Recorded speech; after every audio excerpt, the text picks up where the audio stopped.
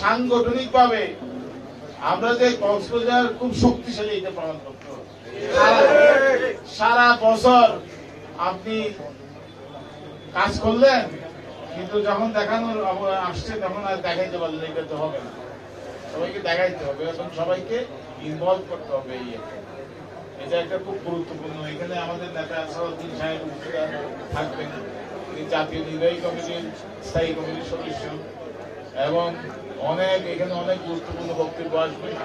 সারা বাংলাদেশে বিএনপি এখন একাই গণতন্ত্রের জন্য লড়াই করছে। একাই ভোট চাওয়া মানে কি? গণতন্ত্রের জন্য লড়াই করা, ভোট না চাওয়া মানে কি? এটা একটা ষড়যন্ত্র। এটা আমি এটাই বুঝি। জনগণের অধিকার প্রতিষ্ঠার মধ্যে ভোট আছে, যে ভোট নির্বাচিত সরকার। আর যারা সংস্কার বলে, আমি দেখেন, আমি এখন আলাপ করেছিলাম একজনের সাথে, এক সাংবাদিকের সাথে, যে যারা ইলেকশন চায় না, সংস্কার চায় বলছে, ওরা তো সংস্কারের কোন দফা দেয় নাই, কর্মসূচি দেয় নাই। তাদের সংস্কার কি? তারা রাষ্ট্র ক্ষমতায় গেলে তারা কি করবে? অথবা ছেলেরা বসে বসে ছাত্র আন্দোলন, কেউ তো বলে নাই। কিন্তু আমরা তো এটা 2 বছর আগে 31 দফা দিয়ে দিয়েছি।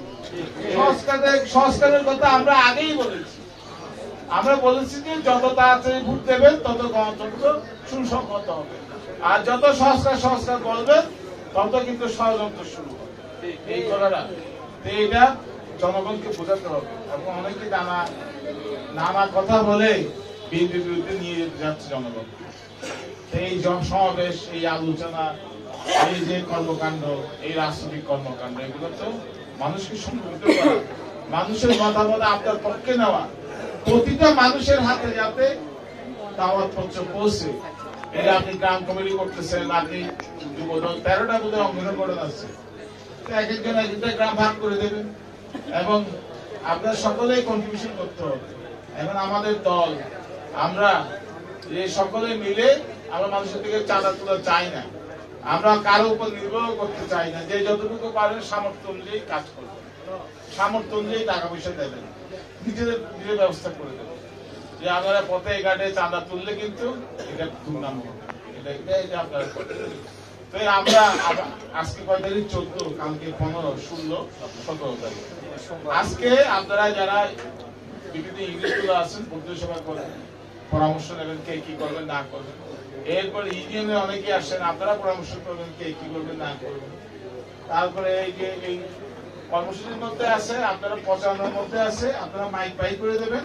আর লিফলেট, আমি চেষ্টা করতেছি কিছু লিফলেট করতে পারি কিনা, বললে আমি পৌঁছাই দেবো বিভিন্ন জায়গায়। তাহলে আপনারা পরশুদিন, কালকে, পরশু 2 দিন লিফলেট বিতরণ করবেন, দাওয়াত দেবেন।